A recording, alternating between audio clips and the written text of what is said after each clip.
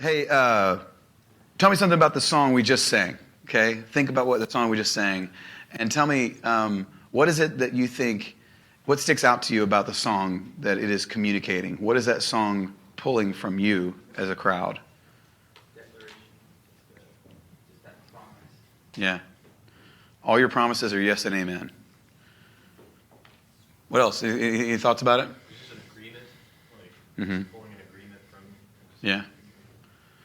Yeah. I feel like everybody, even the recording, it's like all the voices kind of they're not, but it almost sounds like everybody's singing melody, unison, all the same range, same octave and everything. That's not really what's happening, but it kind of feels like that really, that thrust is there. So that even musically speaks to that agreement. All your promises are yes and amen, everybody's screaming it out. I asked the question to say, as worship leaders, this is what we think about, it's good to think about what does a song do, because when we stay in the realm of whether I like it or not, well, that's pretty wide open, right? That's pretty wide open for me. There's a lot of music that I really like. There's even, when I was a younger worship leader, if anything just kind of touched my soul, maybe want to cry or something, I would somehow try to figure out how to get it into the set, even if Phil Collins wrote it. You're right? Not lying. Totally did that multiple times. And we ask the questions of whether the song works, and that's very helpful to ask. What does the song that you're trying to lead, does it work for this crowd? Usually, I don't think you can tell that off of one play, but sometimes off of two, and definitely off of three. At least with our congregation, we can tell whether it's people are just not connecting to it. And I just okay, well, I love this one. I will just listen to this myself, if it doesn't work that well. But maybe even before does it work is the question of what does it do? What does this song do to my heart? And what is it doing to all of us? And the reason I say that is because we want to have an intentionality behind the songs that we play. It is in my personality to detest personality tests. It is in my makeup to not be put in a box. Maybe a strength way of saying that, a positive way of saying it is authenticity is extremely important to me. And maybe even more vulnerably, my version and being known as authentic is important to me, right? So I want to be that way. But anybody who says, I don't care what anyone thinks, is just stupid and lying. I do care what people think. I don't care if they think a lot about me, but I do want what they think of me to know this, that I'm true to myself and I'm authentic. So I don't like the boxes. So I use personality tests because I agree they help. And they've helped my marriage, stay together, to figure out that we're completely opposite in some things. And that's helpful information. But the authenticity is a big, important thing to me. Very important. So I want to know what a song is doing so that I can be doing that, right? I don't just throw songs together. It matters. Worship is so much more than set lists. It really is. It's so much more transcendent, so much bigger. And we don't need to defend that. You don't need to defend that. Next statement. If you're going to lead worship well, you better get really good at making set lists. So if you're leading worship, you need to become a master set list builder. This is not something that can be somebody else's thing. This is where you need to find out how you're doing right now. And if you're a natural, great. Keep getting better. If this is something you feel like you stink in, you need to get strong. It's like when you become a parent. If you feel like you just stink as a dad, well, that's not going to work. So get better, right? Figure it out. Get the help you need, and get better at it. So this is one of those things for me. I started into worship being completely enraptured with spontaneous prophetic worship, and I found out really quickly that I have a strength in this area. When I communicated earlier that the first time I led worship, where I was the one in charge, like the guy in the front, I led a few songs, and then after that, I just kind of went into singing, and I literally sang for about half an hour, and I sang over groups of people, just anything that came to my mind. Thinking about that now, I'm glad there's not a recording of that. But in the moment, at that time, literally most of the room was on their faces, on the floor, crying. My youth pastor had started to make his way up the stairs, and I didn't know that because about 10 minutes later I looked over, and he didn't make it all the way up the stairs. My youth pastor was on his face, just bent over, weeping. And I was the only one standing in the room singing. This is a powerful start to a worship leading career. Again, the next time I tried some of the same stuff, and I found out that you can't just always like copy paste, you know? Everybody's like, yeah, we heard this. And why is he just singing whatever he wants to sing, you know? So I learned that it's not always the thing to do, but I learned that it's a strength of mine. And I loved it when people would just go off and take off. And I still do. And I still love to do that personally. I teach people how to do that.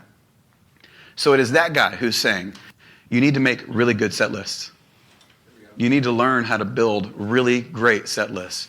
It needs to be that it is said of us that every time we lead worship, every time your leaders look at a list, that, not every time, but we were growing this way, that we're growing this way, that when we look at the set list, we go, that's going to be good. Okay.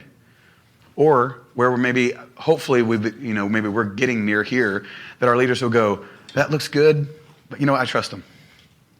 Because they consistently lead us in set lists that take people somewhere, because that is what a set list does.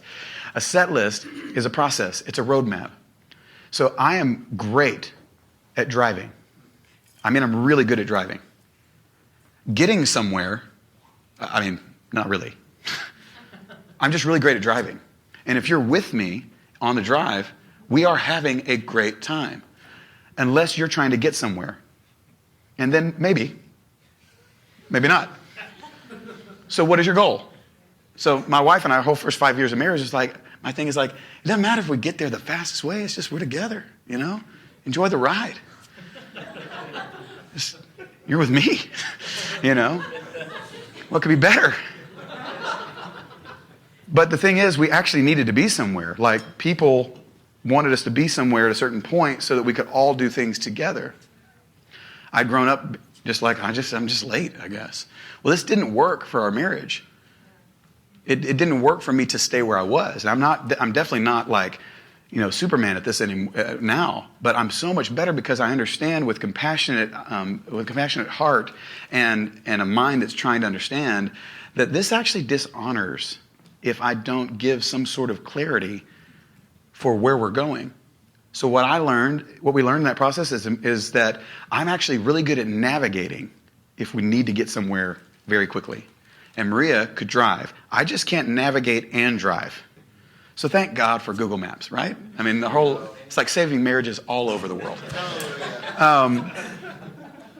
But before Google Maps, I had to figure out a map. And I had to figure out a best way to get from point A to point B. When we worship God, every time we're stepping into a process. So when you step midway into a conversation, it kind of feels awkward, right? One of the main conversations we have with our kids right now is about interrupting and about starting their own stories halfway through the story. So, it's almost daily, if not every other day. My son goes, "Hey, Dad," and then, and I'm like, no, we don't start. So I will just cut him off right there. No, start over, context. Where are you right now in your brain? And he'd be like, at the rehearsal for the musical at school. Everybody knows that. I'm like, bro, I just came from 6 different events. I have no idea and that is selfish for you to think that I could get inside your brain. So, but don't we kind of tend to do that sometimes? God's good. Everybody knows that. So let's just start in it closer, right? You're midway in a conversation, if not 3/4 through a conversation and closer, okay? To understand that, you have to be able to look back at a song that we just listened and go, what does that song do? What's the point of that song? If you've been at our worship leader gatherings, we've talked about this every single time. I think we probably will, but I don't want to have the same conversation every time because we're continually growing. Hopefully you're continually growing. So what I'm going to do is I'm going to kind of quickly take you through what we have come to as a process, and then I'd rather just kind of not spend the whole time talking about that, but talk about what our process is going to be. I've said this before, but I began to notice when I was leading worship in the early days that set list went from fast songs to slow songs. Fast songs, medium songs, slow songs. Fast songs, medium songs, slow songs. So when I started leading worship, that's what I did. And so I thought of myself as a worship leader. But again, I don't like to stay in a box, so I started flipping the whole thing. Slow songs, medium songs, fast songs. And it would work. Not very often, but it would seem to work, right? And so I liked it because I could do it differently. But the thing is, I actually wanted to keep doing this consistently. And so I began to realize that works about 1 to 2 out of every 5 times. And most of the time, it just kind of gets funky, and everybody's just staring at me like. But those same people staring at me that way, if I'll go the other way, have their hands raised and are in the middle of it. So what's the problem there? So what I began to do is really look into what is going on in a worship set. What's happening in the people? Because I'm thinking about this, I care about it, I'm passionate about it. So I don't care, you just start singing, I'm with you, man. And there's like always one girl right here with her hands like this, ready, and she's fine. What's wrong with all of you, So, but I had to think with compassion and with leading these people, what is going on when I lead these sets in these ways? So I remember reading a packet by John Wimber, who was the founder of the Vineyard Church Planting Movement, which was historically, just so you know, like it was also put together because John Wimber was a music producer. They started the Vineyard Music Publishing at the same time. And that all came out of the Jesus movement, which is where Jesus music came from, which began to spread the idea of Christian music. That there even was a different thing where there was music being put out professionally that was sung to Jesus or about Jesus. And that was all happening at the same time with Maranatha music and everything. John Wimber starts a church and starts a music publishing business. Well, the reason is because worship was so pivotal for him. So he began to try, and I'm sure others have done it.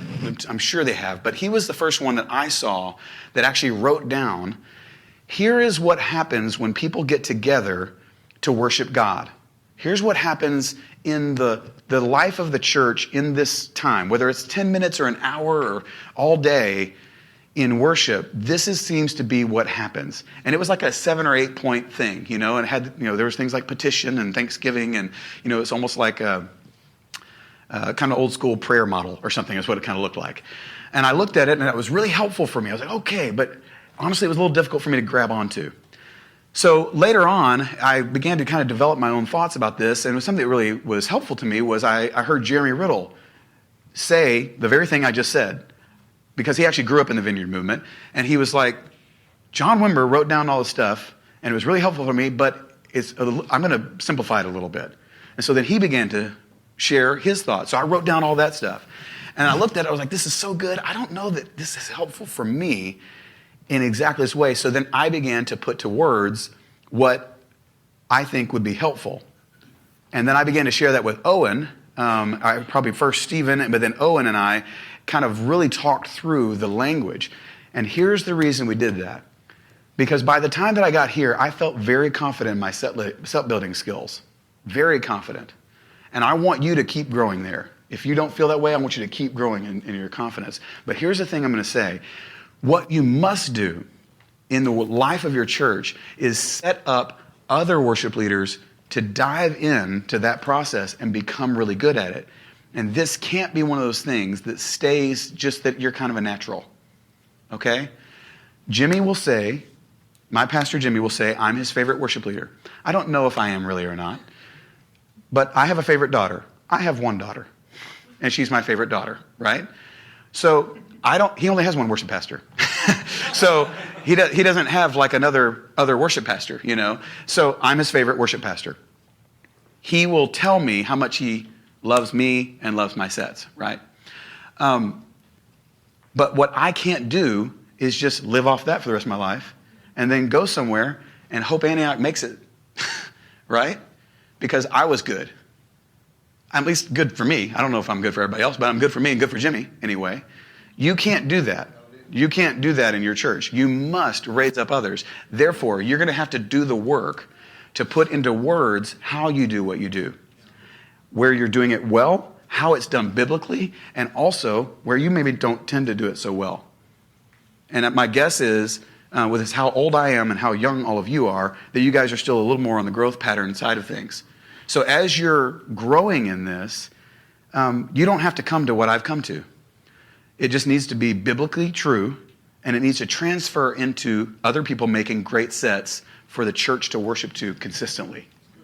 And that builds a real strength of confidence with your leaders, with your church, and that is one of the main components of a worship culture. It's not the only thing, because a worshiping people is a worship culture.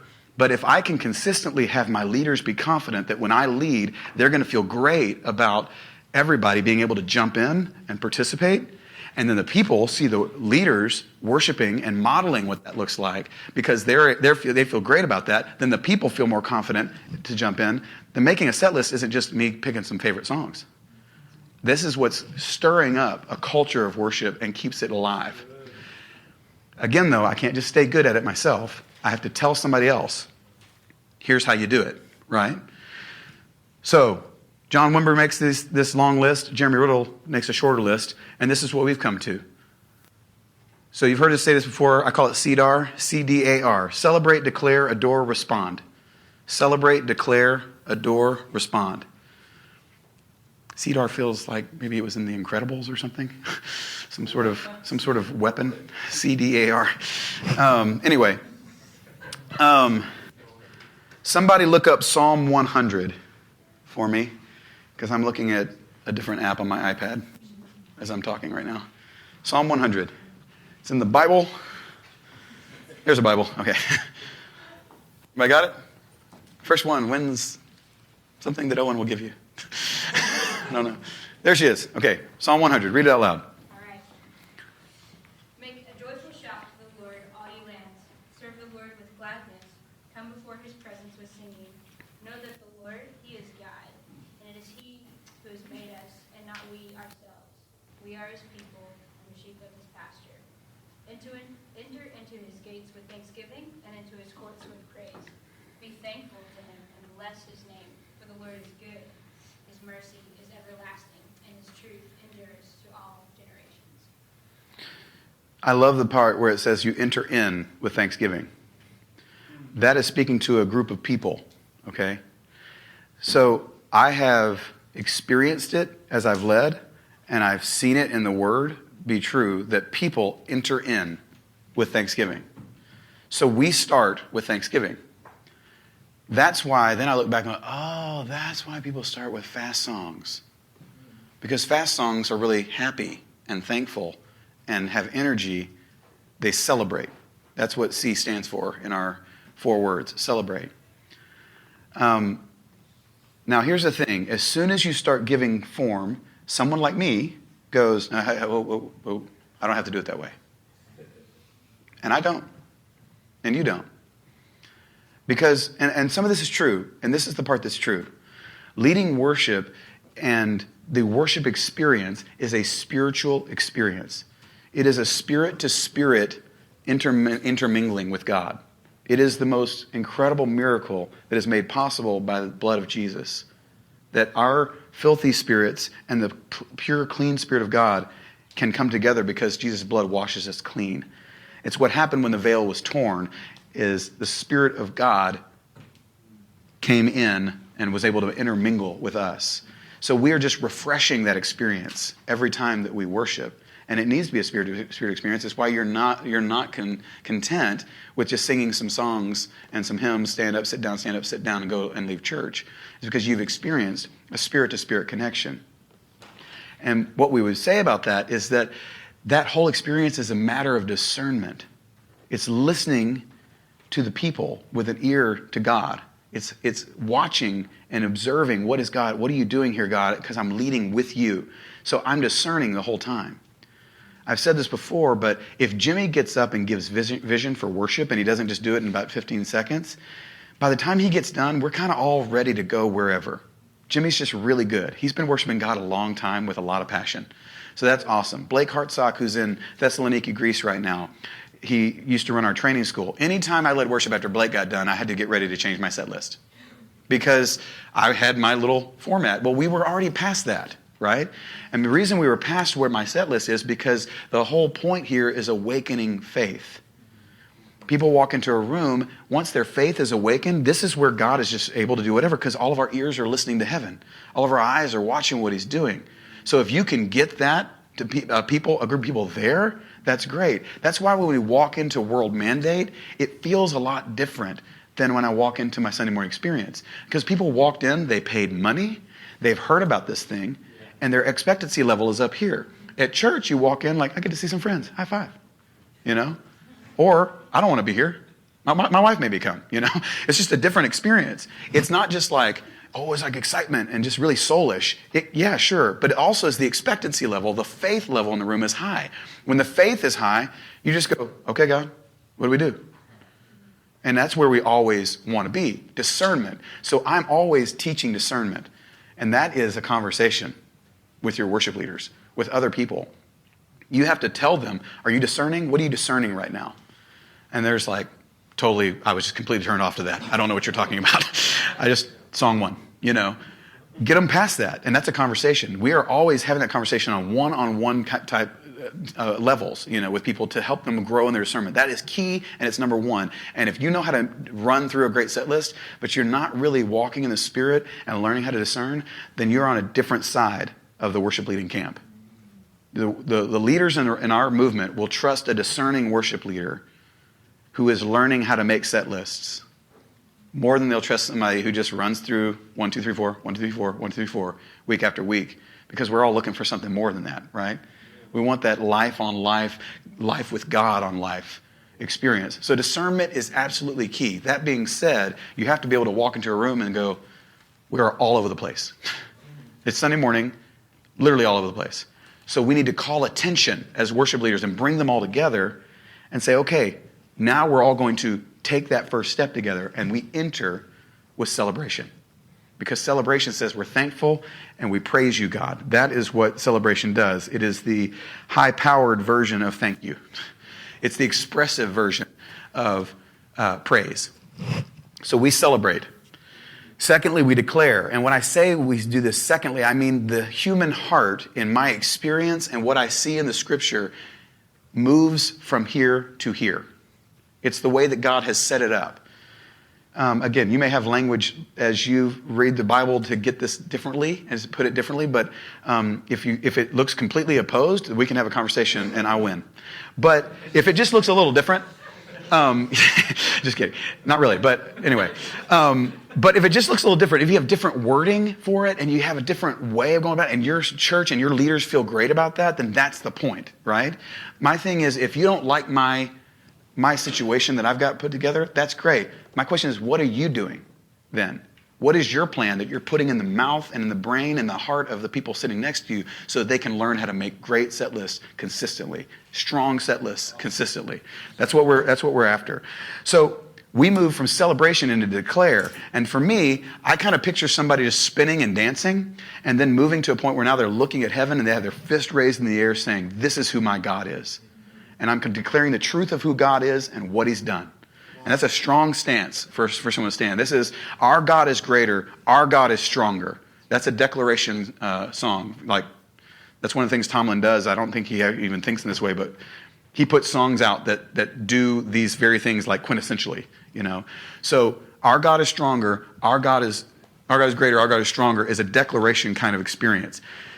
We asked the question earlier, what does that song do? That's what this song does. It declares.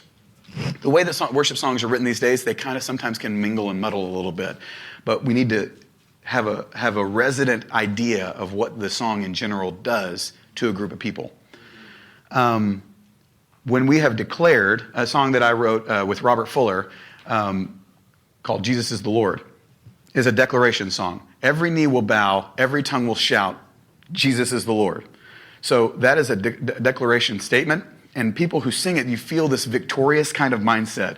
It feels like we've stepped from just I'm dancing and having a great time because he's been so good to me, so good to me, to I'm connecting myself to that truth of who God is in the same way that I would if I said I pledge allegiance to the flag of the United States of America. And if you're not wanting to say this kind of thing, then maybe it's because you're not American. Because in America, this is what we do. So if I'm declaring and someone's just not declaring, I'm not going to be judgmental, but I'm declaring because I'm attaching myself. I'm saying, I'm in, right? So this is by no means anything about what's going on in sports world right now with the, just anyway, it's been a thing. I don't care. But we declare, we attach ourselves to the truth, and we say, I'm in to that. That's my thing, right? But what happens is, as we're saying, I declare that truth, is something internally, after a bit, begins to soften and tenderize to the person that is that truth. You know, we're saying our God is greater, our God is stronger, but why does that matter? Because he's going to defend us. Nothing can stop us when he's with us. That is so kind of him. He's strong, but he's not just commanding from on high. He's coming alongside of us. And that makes the heart want to turn and say, I love you.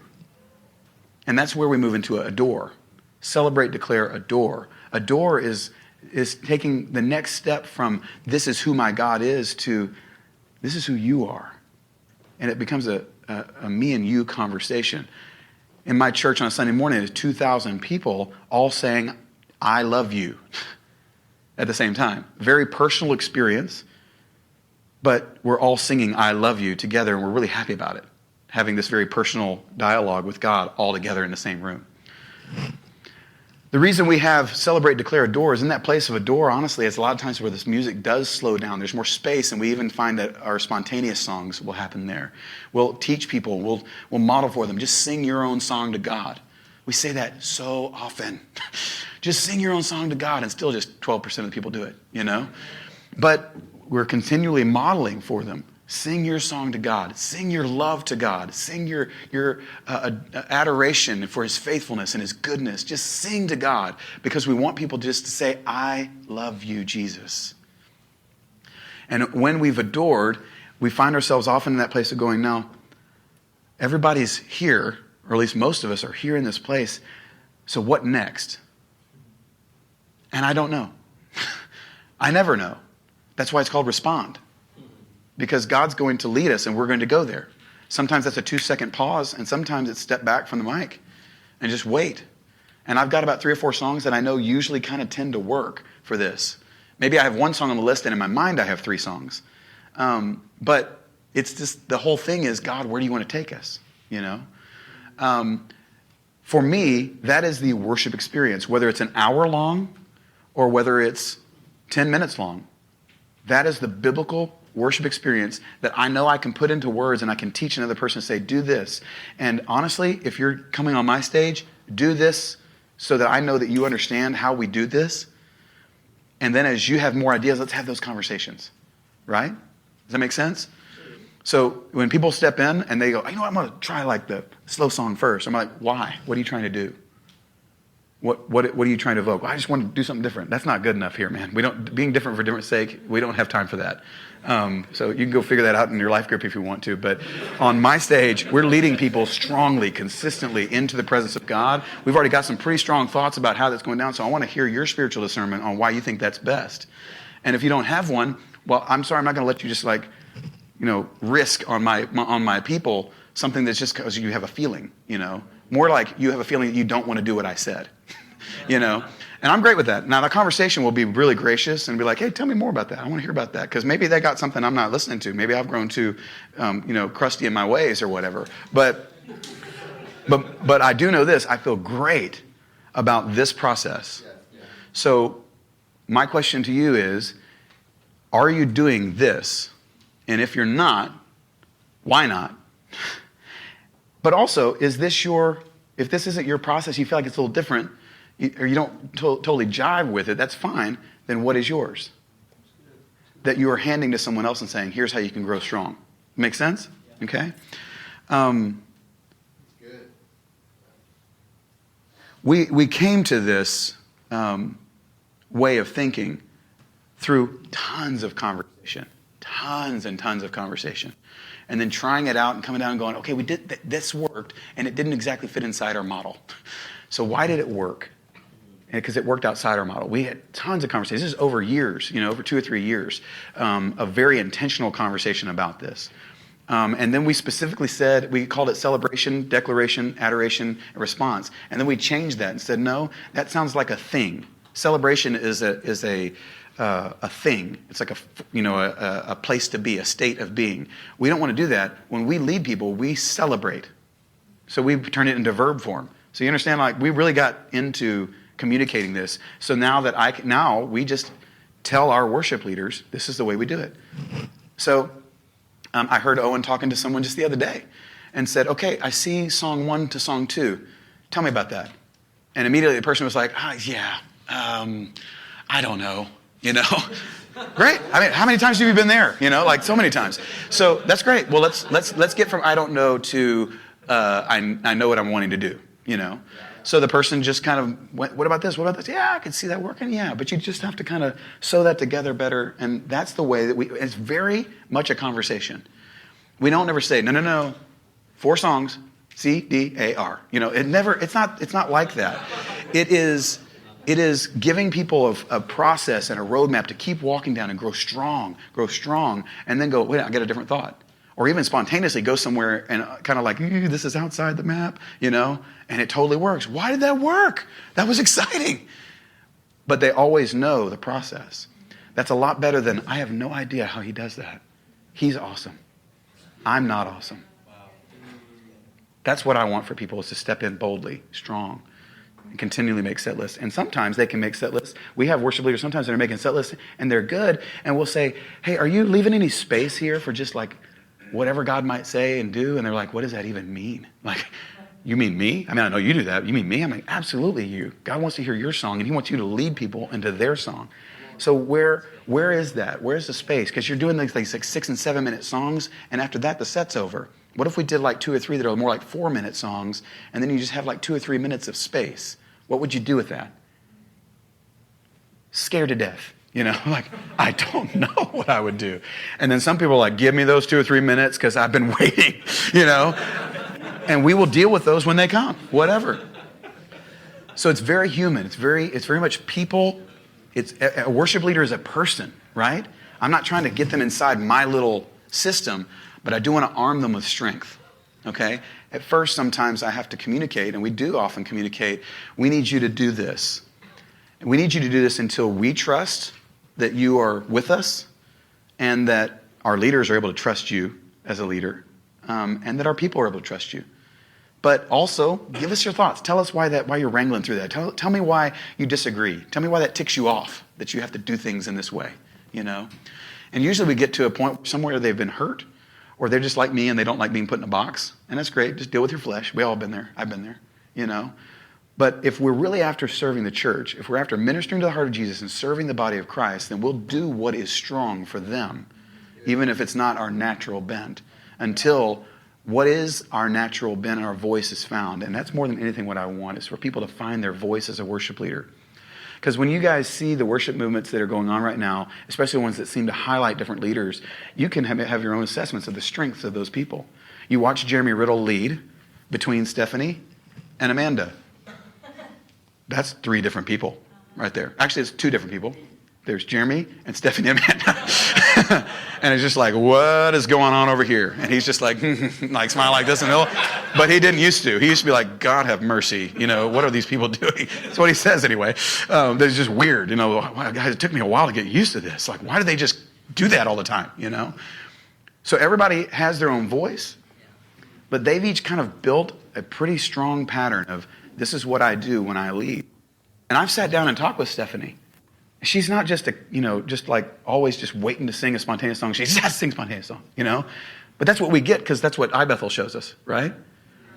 But Stephanie's grown a long history of worshiping God. And a lot of that has been at the piano, just her and Jesus. And we get to see that come forth on a stage.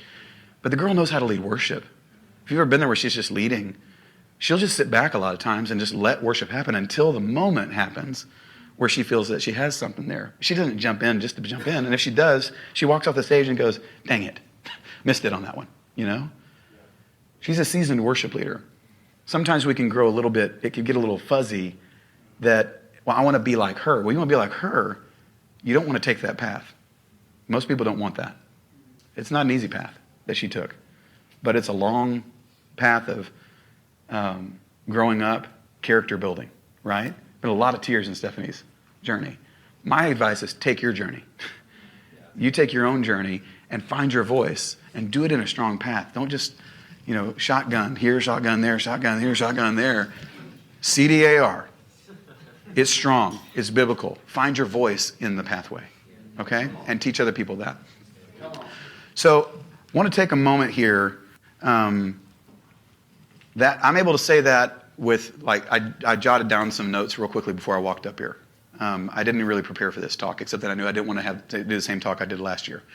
That's all I knew. The reason is because we are consistently teaching this to our worship leaders, okay? And I'm going to have you come up here, buddy.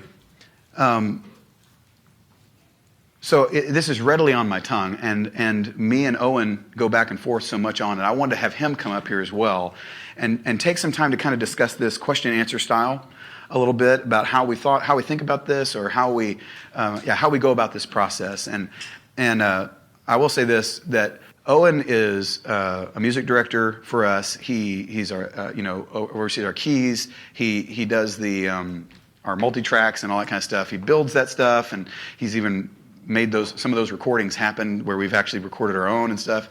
But the reason that this relationship works is not because I'm the heart and he's just a brain. That's not the way it really works here. He's not just doing the practical side. Owen is a very discerning worship leader that has a very different select group of giftings than I do. And we run into each other weakness-wise quite a bit, but we also find each other in the strength side of things where we really are of one heart. So the reason that he is such a great music director is because he is discerning and trying to discern the same things I am as the worship leader out front as he's communicating to the band. So for me as a worship leader, that's a dream, something I did not have for a very long time. Very grateful for it now. So the reason I have him up here is because we build these sets together. If he sees a set that I've made and he looks at it and goes, I wonder what he's trying to do. He doesn't just let that go. He's like, so what are you trying to do? We'll have that conversation. That's a wide open conversation. So in this church, I've been the worship pastor for 18 years. Who would have the audacity to ask me about my set list? Owen. Almost anybody in the band, actually. Yeah. Because the way we do it, Owen would definitely do that. First of all, Jimmy T. Seibert will definitely ask me, what are you trying to do? But Owen will. Thomas, my electric guitar player, will. My wife will definitely ask me, I'm curious about this. What are you trying to do there? It's an open conversation for us. The truth is, most of the time, I have a reason. It may not be a great reason, but I don't have zero reason. I just thought, I don't know, I just need a song. Kind of stuck one in there, right? So it's a conversation we have. Love to open it up to you guys, and whichever one of us is faster will answer. Just kidding. Yes, go ahead, Kristen. In that process you were just talking about, what are you trying to do there? Mm-hmm. What is your process then as the person who's still in charge of, you're ultimately responsible? Do you just, okay, let's change it? What is your process of going back and forth to either change or keep it the same, or Like if someone else offers a set list and your set list? Okay. I say, what are you thinking on this? Yeah, then what is your process of fleshing that out before you get to planning more? Well, it basically comes down to, I feel like this conversation happens a lot on song 2 and song 3. What are you trying to do here? In our services, we have it very clearly down. This is our Sunday morning services.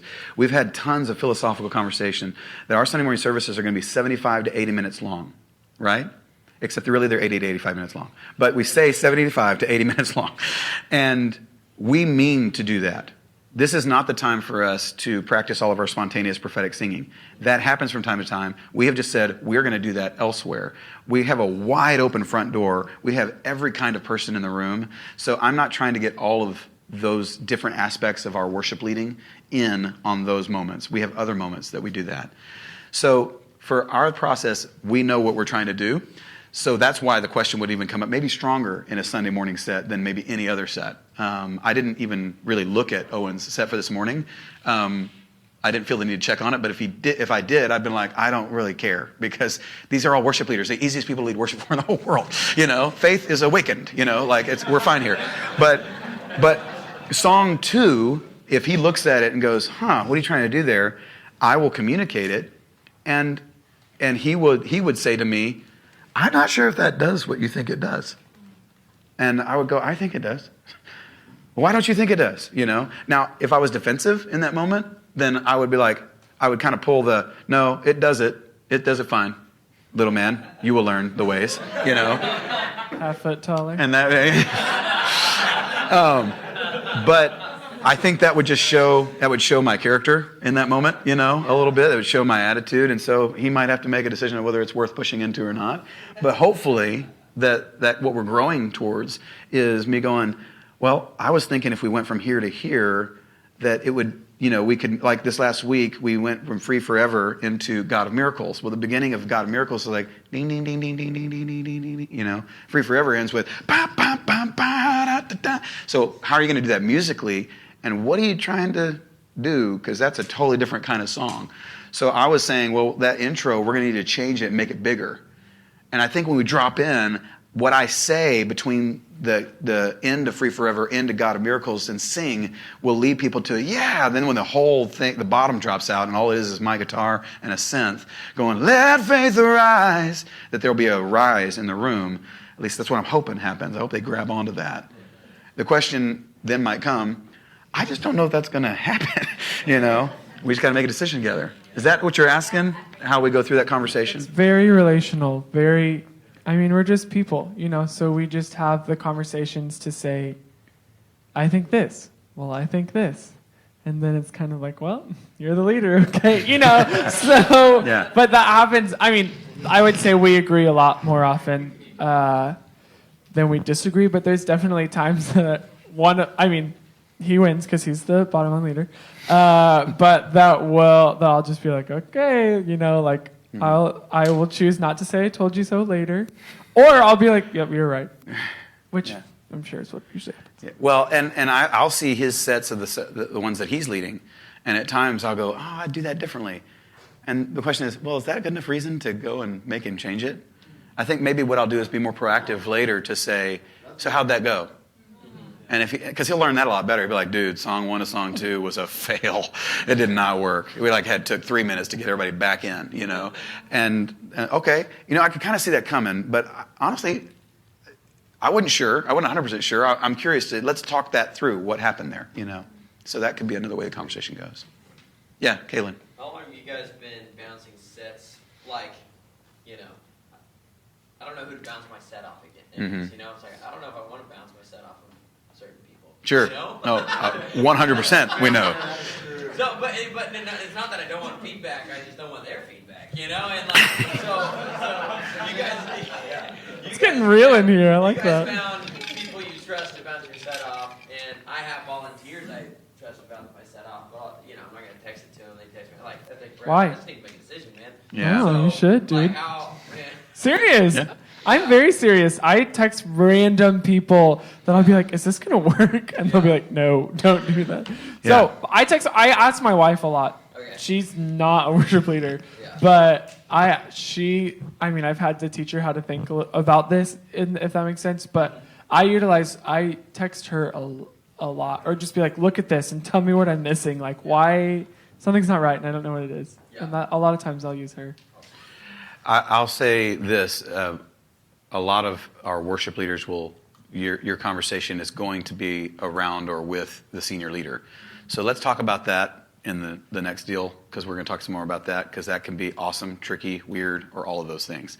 But it is totally common for me to be working at my desk, Owen to be doing 6 things, and go, can you please just come look at this set and see if it works, because he's got like 8 things to do, but he has to do this. He's about to walk into rehearsal, and he's like, I feel good, but I'm not totally sure. And I'll walk up and go, dude, that's awesome, Okay, good. And then he moves on. Or, no, that's weird.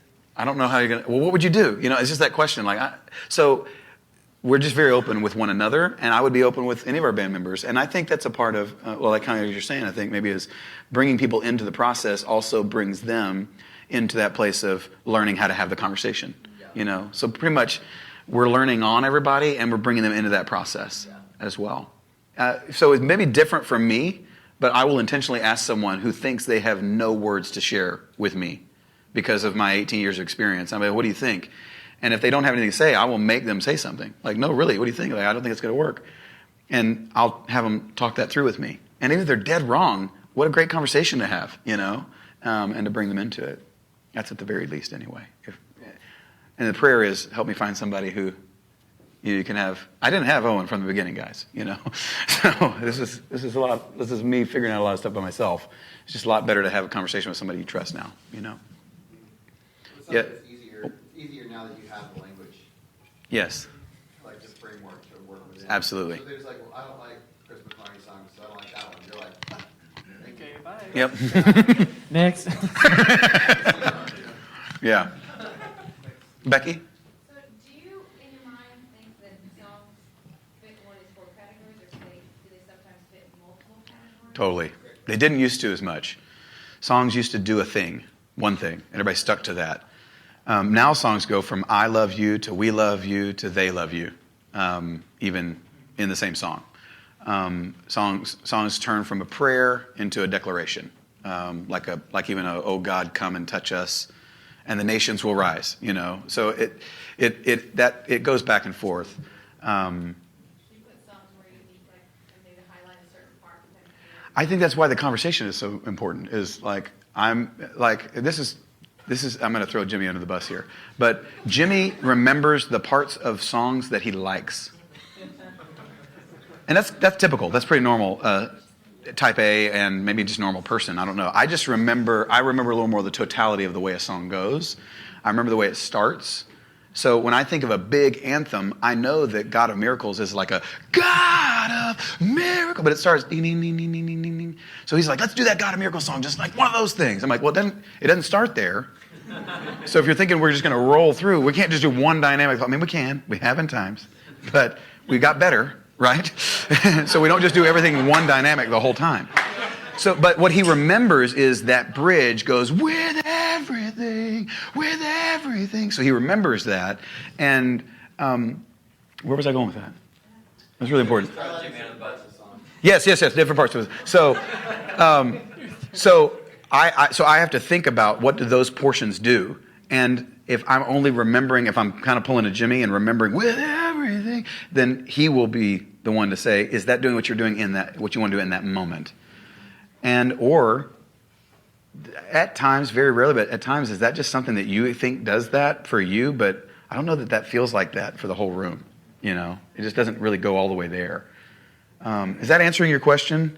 Because they do move around a lot. You go ahead. You got something? Well, I was going to say the song Forever Rain is a great example. The verses are like so much like you are good, you are true, you are peace, you are joy, you are life. It's just like these very like 6-word declaration statements. But then the bridge is, my heart will sing no other name, Jesus. It's this like surrender, it could shift to an adoration place. So it's hard to be like, well, this is like half declaration, half, or be like, well, I'm not going to use that because of this or because of that. But I think the heart of it more is seeing that people need to declare truth before they can move into these places of surrender. And so I think that's more for us. What we're trying to be aware of is, are we like remembering this moment that like Abba was really powerful, and we weren't thinking about the whole 45 minutes leading up to when that moment happened, and trying to lead people well to that moment rather than just launching people in. So I feel like it's less about like the perfect this song and then this song and then this song, as much as to say we have to help people's faith rise so that then we can lead them into songs of surrender and songs of intimacy. And it's through this place of we celebrate and then we out loud declare the truth of God, and then our faith is stirred, our hearts and spirits are awake, and we're able to say, God, we surrender to you. We give you everything again. So it's not like you can like have your 4 Excel sheet and like have 4 columns that you like go through, like in the key of C, these are my 4 declaration songs, and in the key, you know. But to say is more the heart is we have to lead people well so that they're able to go to a place of surrender. Robert.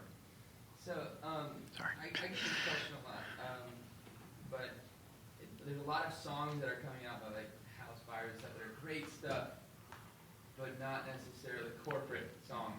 Mm-hmm.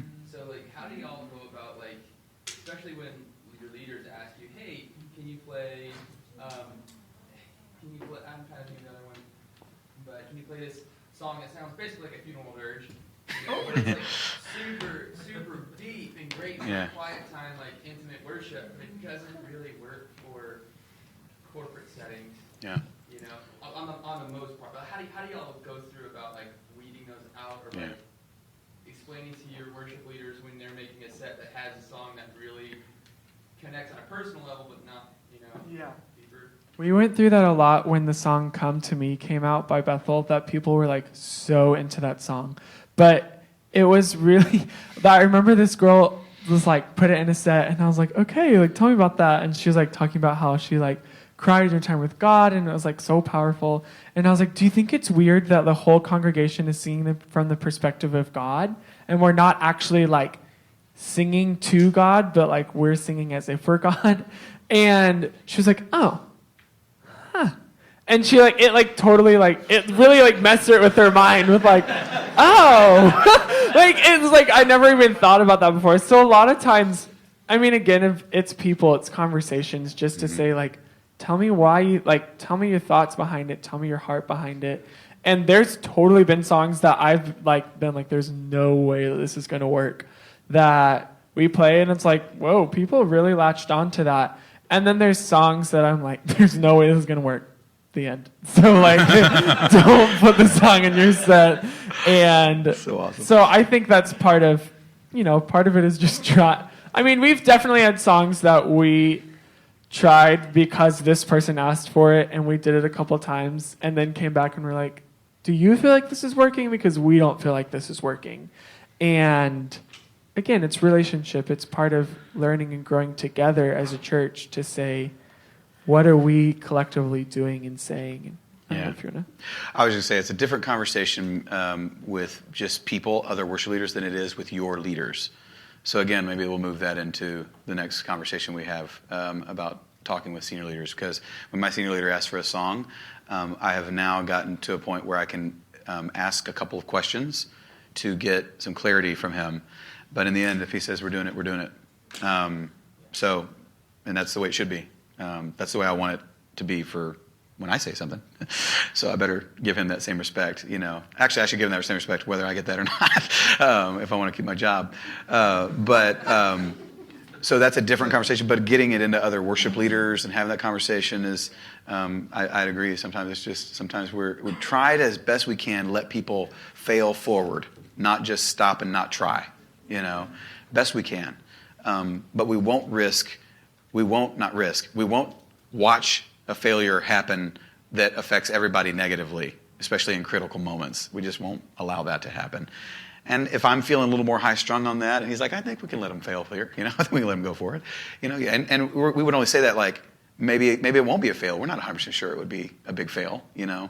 But if we're both looking at each other going, this is World Mandate, that's a wrong song for that moment, you know, then we're not going to, but let him go for it. You know, we're not going to do that. There's a discernment there, you know. Why are you letting Junior pick this up for World? That's right. Well, yeah, exactly. I'm tired. Just let somebody else pick a World Mandate set. Jeremy, what's up? Yeah, I've got a question. How much thought do you give, or would you suggest giving, to trying to pair songs and song selection with kind of the theme of the Sunday morning, the message, kind of that dynamic? Is it kind of one of those things like every once in a while there's a song that's the same verse and it's cool, or is it more something like this is important to try to do? So that's one, and then kind of with it is something that is being kind of floated out there in our church. It's not happening, but it's, and I'm kind of trying to get my head around, is doing more worship after the message than before the message, and how does that factor in with, I guess, some of these themes that you're talking about, I think is right on. Yeah. Obviously, just right after a message, you're not going to do Right. maybe you are. I don't know. Like, Give it a shot at least once. Yeah. you got so it. that's kind of the You wanna take two it? question, but Yeah. Say the first one again. Sorry, I got stuck on the second one. song selection with the theme of it. Yes. I feel like this is my answer for everything. A lot of it depends on what your senior pastor, I think, wants and is going for. So last month, the college ministry, Carl Gully's the worship pastor, and there's... He's a college pastor. What did I just say? Worship pastor. LOL.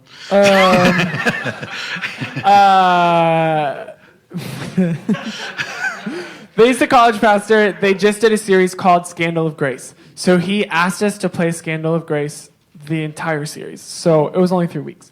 But every week we did All three worship leaders led it. Huh? Yeah, three. We had 3 different leaders each of the different weeks. I had it in a ministry time. I think you had it right before his message. Before and after, actually. And then someone else had it somewhere else in there. Here specifically, we really try to tie the ministry time, connect to what the question we ask our pastor, or like the person speaking a lot, is like, hey, what's your call? What are you calling people to? What's your response? What are you wanting people to do in this, for us, in this 5-minute song? What are you wanting, when you say, come on up to the front if, fill in the blank, what are you wanting to do? And we'll try to connect if it's a song of surrender, if it's, let's just put Jesus right in the middle, right at the center, if it's a place of, so we'll try to do that a lot, or if we're talking about grace, or if we're talking about the love of God, or the Father heart of God, things like that, we'll try to tie that specific song to be a furtherance of their message, to say, now, we're all supposed to be responding to what you just said. So our hope is that we're helping people respond in that way. I think there are times that we do, and James Mark's a lot better at this than I am, of subtly kind of hinting at what they're going to be preaching about. But for us, at least, it's not necessarily we're overtly, if we're talking about grace, we're not singing. This is Amazing Grace. Yeah. Amazing Grace. My chains are gone. Yeah. Every version of Amazing Grace. And Scandal of Grace. Broken Vessels. Yeah, exactly. Amazing Grace. Yeah. And then I think as far as the second question, and you can hop in on this too, is I think, again, the principle of it is that we're not taking people to a place of surrender before their hearts are actually there and ready. And so if you are doing a longer time post message, then it's awesome because they just loosened the whole crowd up for you. It's not necessarily like so then do I need to start with this place of celebration or something like that? As much as to say, if people's hearts are awake and stirred to faith, then you're able to then lead them into a place of surrender. But if people's hearts aren't there, and then you might need them to declare that truth out loud before they're ready to go there. So I think that's more, rather than saying like formula or whatever. Yeah. I don't know if you have anything to add. I have something to add, and then Tyler has been raising his hand for about 25 minutes. So I just keep forgetting. You're important, bro. Value. But I'll say this from my personality, I definitely would rather be more subtle. I consider myself an artist, and the artistry of bringing people into a moment. I am not a fan of obviousness, just naturally, I don't prefer it. My pastor is the most obvious, clear communicator that I've ever met. Because of that, he has won more people to Jesus than any man I know, because he will preach the gospel, right? So it's a strength of his to bring clarity out of chaos. He does it for all of your churches anytime he interacts. Is he just walks in the room and he calls a spade, says, this is a struggle we're all having. Let's do this instead of that. And the thing is, even if you're like, could we kind of maybe slide that in or whatever? But then everybody's at the front getting prayer, right? So you don't have a whole lot of ground to stand on. except for like the two musicians who are flaky in the back who maybe wanted a little more subtle, right? You know? So if we're after impact, we kind of have to go along with some of the strength that we see set before us. An example would be, so Father's Day comes around, good father, right? I'm the person who goes, no. Anything but that, actually. But I've been around long enough, and Jimmy didn't ask for anything for this day, but I just looked at it and I thought, you know what? That's going to be the heart cry of our people. Yeah. People are dying for a good father. I'm going to get made fun of for it. There's going to be internet memes, and I'm going to do it anyway because I want, huh? A meme, meme. It's like it was the one guy tweeted out, there are few sure things in life: death, taxes, and your worship pastor will play good father today. Came out on that day. I got sent that 5 times or something on Facebook. You did? Totally, yeah. Yeah, no question. Take it even further.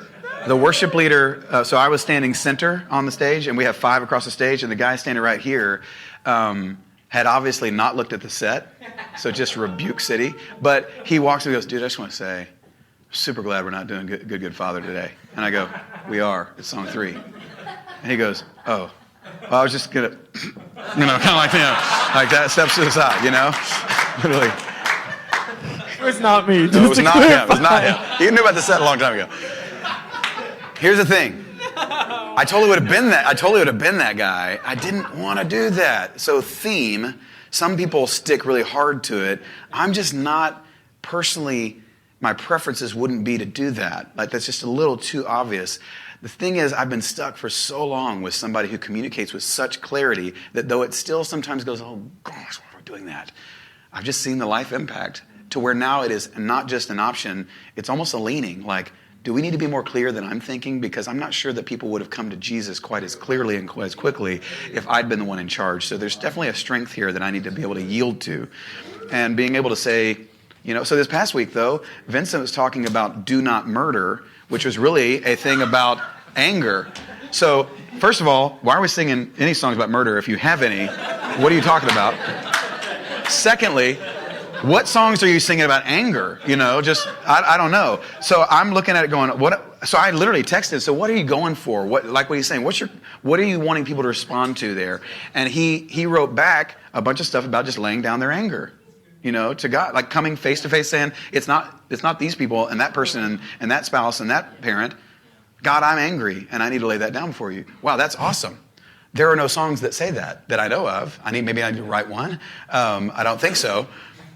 So God, what do I do here? And all of a sudden that phrase went through my mind. We're no longer slaves to fear. And a lot of what he talked about was that when we are angry, it's because we feel helpless.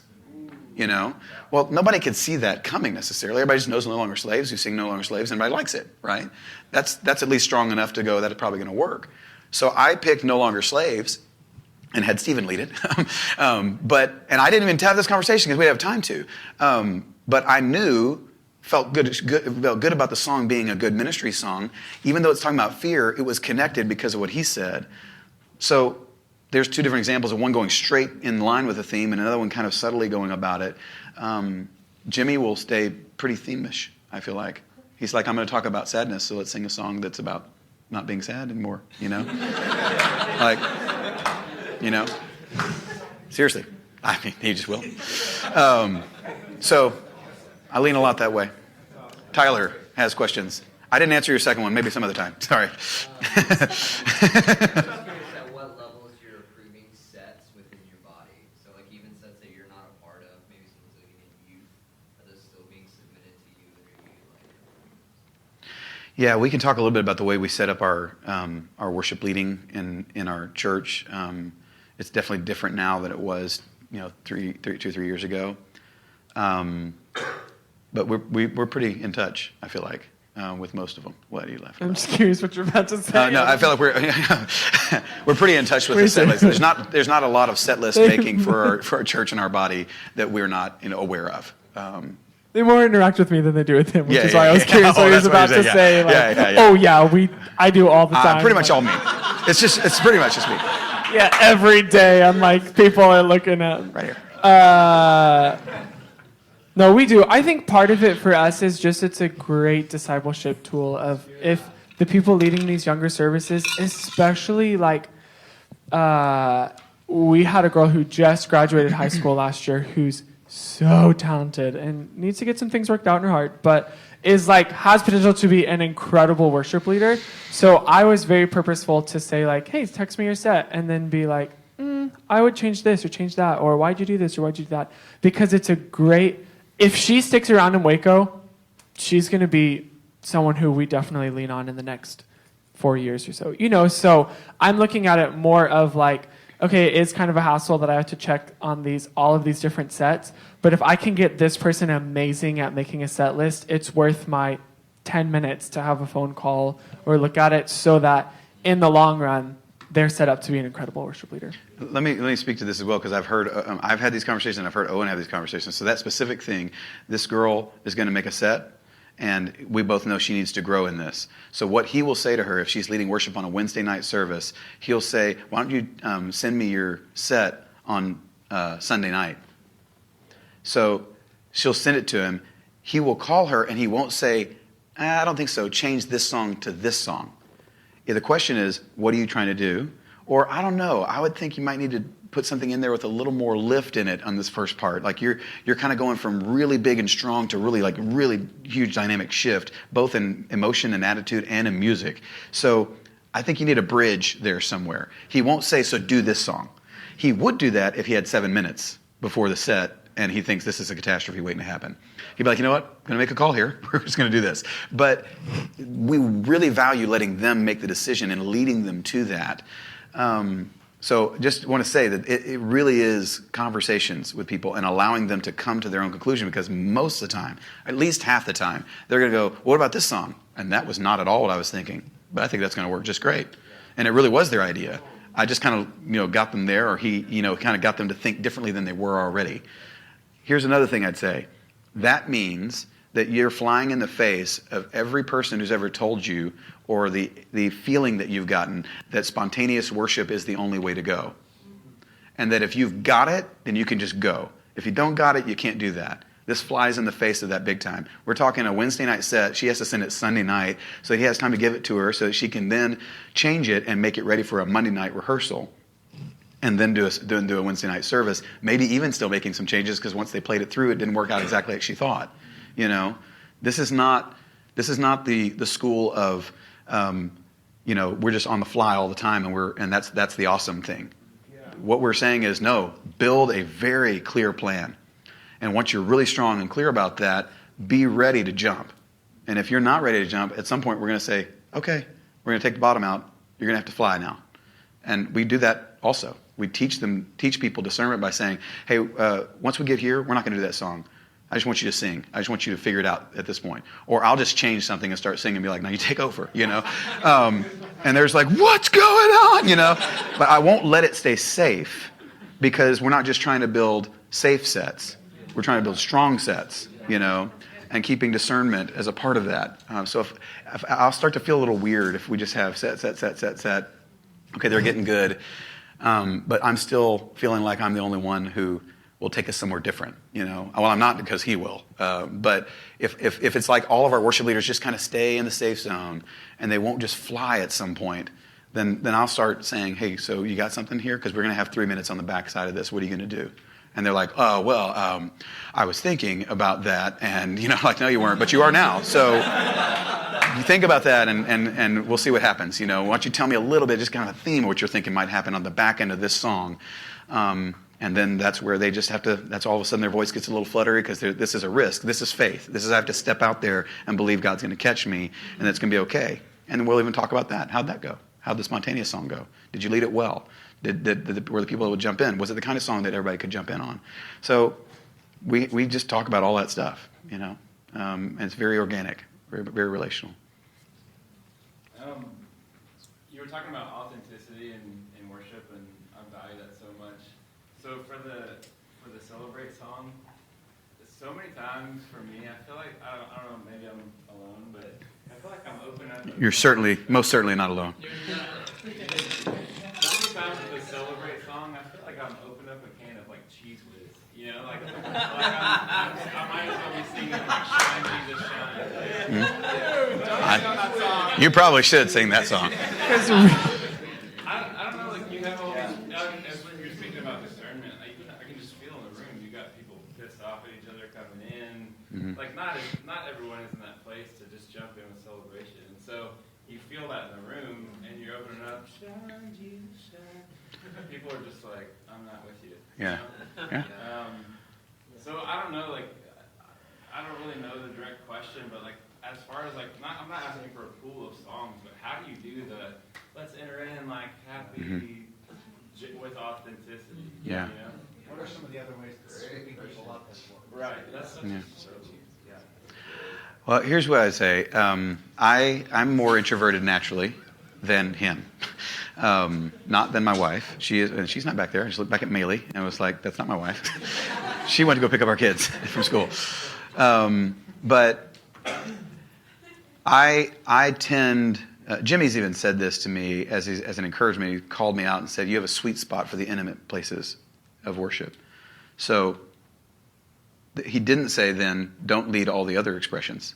But there is something when it's just me and a guitar. And very simple. I can take people places with that. Good to hear that, because I like that part too. But it was nice to hear that's a strength. Okay, well then I can build on that. I can be okay about maybe having a tendency towards that. And that's great.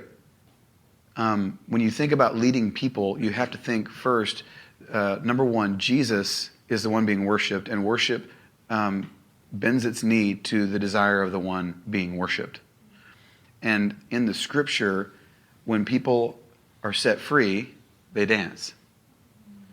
When slaves are no longer slaves, wow, look at that, no longer slaves. When slaves are set free, they dance. So the picture in my mind is always at the Red Sea, the people cross through, and the ocean, actually the lake, but it's a big, they call it the sea, comes crashing down, and their enemies are obliterated just like that. The next thing that happens is Moses and the men begin to sing a song. Then the women begin to sing a song. And when the women begin to sing a song, the ladies begin to dance, and they start pulling out instruments. Nobody had the script out for this. This is what people do when they're set free. This is what I would contend with. If your church doesn't know how to celebrate, it's because they've forgotten that they're free. So this is not my jam naturally, but it has become one for me.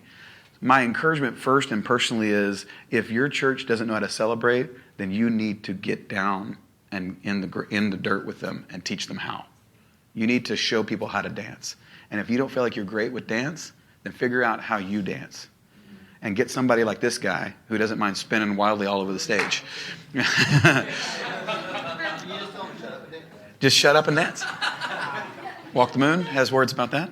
So I want to kind of seed that in our hearts. That I remember having a conversation with one of our drummers years ago, and I was talking about being more expressive. And our backline, our instrumentalists who are all thinking about stuff to do, you know, we give them a break from just like the smiling and the jumping around and everything, from doing that consistently. But at the same time, we push them and say, you look dead all the time.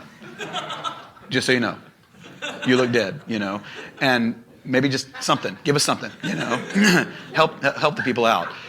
If you're on our front line and you look dead, you won't be there very long. We'll encourage you. We'll give you some thoughts. Yeah, we'll give you some thoughts. We'll kind of give you a test run and everything. But we don't have time for dead worship. You know, we don't have time for that expression. So we'll challenge that. But the drummer said, now here's the thing. You're talking like Hillsong United, you know. So JD's running and doing splits all over the stage. That's great. What about someone like Matt Redman, who just kind of tends to stand behind his guitar and do this?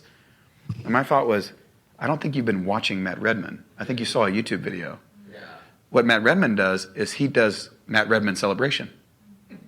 He does his own celebration. And it's kind of, you know, tubby guy, kind of bouncing back and forth, you know, a little bit. Big smile on his face, happy about it, celebrating. If you hear his story, he's got a lot of celebration in his life, a lot of truth. So it's the Matt Redman version. But what it's not is just not celebration. So I get what you're saying, because there are some songs that just feel cheesy, but I think there's also a feeling that you're going to have to break through and learn and even craft. How am I going to communicate to people? We are going to celebrate, and even getting your leaders involved, because if you're going to say clap your hands, I will tell my leaders, if I say clap your hands, and everybody, including you guys, aren't clapping your hands, I will bust you in the face. If I'm going to take a risk out there and say, come on, everybody, clap your hands, and the leaders are going like this, I'm like, you all are fired, Now, I will say that's a good thing for us. Jimmy is one of the first ones to jump in, but you got an impersonation there. That's awesome. So I'll ask for help, because we're creating a culture here. We're doing something together here, but which is helpful when people actually will respond, especially the leaders, and then it gives people permission to do it as well. So it's some heart work that needs to be done, I think, and some of it's personality. If you know it's not your given thing, get people out there who are good at it. Jesse Lopedito, our little worship leader friend, he just moved to New Jersey. How tall is that guy? 5'2"? 5'1"? 4'11". No, he's not 5'5", dude. Dude, I'm 5'7". He's like right there. Maybe. Anyway, so the guy has a strength with celebration, such a strength with calling people into that first kind of song, that first. So honestly, I realized after his last few months of being here before he moved, every time he led, I gave him the first song. Just let him do it. First song. Why? Because it works. He knows how to do it. That doesn't mean I don't work at it, but if he's good at it, let him do it and bring the people into it. So that's a couple different thoughts. You go for it. Can I say one other thing on that? I think the only other thing for us is that, in a way, kind of in the same way where like a parent has to make a decision for their kid that they're not going to like, but they know like if you run out in the street, you're going to get hit by a car, or if you touch this burner, you're going to burn your hand. In the same way, we're helping bring these people out of their funk and out of their fight with their wife on their way to church and out of their financial fears. And it's almost like, as the like leader, I know that you really don't want to do this, but I know that you really, really, really need to do this to get out of what you're doing. And so it feels like, like there's just days, like there literally are conversations that we have where it's like, okay, everyone, like it's a rainy day. You can just tell people are going to walk in tired. So like, I need you to up your leadership even more today, to say, like, there literally are times that I say clap your hands like 4 times in a song, or I'll be like, you sing, come on, everybody sing, that I'm like, I am over coaching this thing, but it's because I can tell they're not there yet, and they need me to keep saying, come on, lift your hands, come on, you sing, come on, lift your voice, everybody, every person. And I'm like so over saying that, that it's like, okay, yeah, you in the red shirt, come on. Get off your lazy body. Worship God. No, I've never done that yet. Don't do it. But I, as the leader, as the pastor for these people, know if I love them, I want to give them this thing to help take them out of their arms crossed staring at me that I'm getting from them right now. Yeah. And so there are definitely times that we just feel so dumb. Not, you just are like, nobody is with me right now, and it just feels like I'm just kind of like hopping around, and just like doing my thing. But it really is, I know, like, if I'm going to get you to come with me, I have to go there 100%. And if they know I'm only going 60% and they can tell, like, yeah, he's just kind of doing this thing and like whatever, then nobody's coming with me. And so I think it's the challenge, especially when you also are. I had a fight with my wife on the way to my set list this morning, and you're having to like remind yourself, like, okay, don't forget, God is good, God is faithful. That. But as the leader, we have to help disciple our congregation well and really help them get outside of that funk. So it's hard. It's really hard. I think Stephen had something to add. Do you have a thought? Well, I just was so interested when session like 3 or 4 of the Bethel Music Conference in LA happened, and Darlene Check was doing everything you just said, and like stopped. Like, I'm like, this is Bethel. Like, this is like we're. Yeah. It was session 3, and people weren't in. she stopped. She was like, "You don't have your coffee this morning. God is good." She was doing it at a conference. And I was like, Yeah. we are not off, you know. So Yeah. so you know. Oh, thanks. Me and Darlene. Did you ask a question? No, let's get into some of this. That? Yeah. No? Sure. Okay. Teamwork makes the dream work. Here's what we're going to do. Sorry, Wes. I'm sure you had a great question. But what we want to do is just turn in your tables and just talk what's hitting you, where do I need to grow, and then specifically, just where does your church, like, if this is like, wow, this is the first time I'm hearing any of this, then great, process some of that. But just, what do I need to take away from this? What's something, whether it's, one small thing or I need to completely overhaul how I make a set list. But just, I want you to just kind of talk. If you're in a table of 6, maybe split into 3s, just so we have opportunity to, for everyone to get to share. But just to think, what's my one action step from this? What's the thing I want to take away from this? Anything that's hitting you, anything that you want to take from that. Sound good? 3, 2, 1.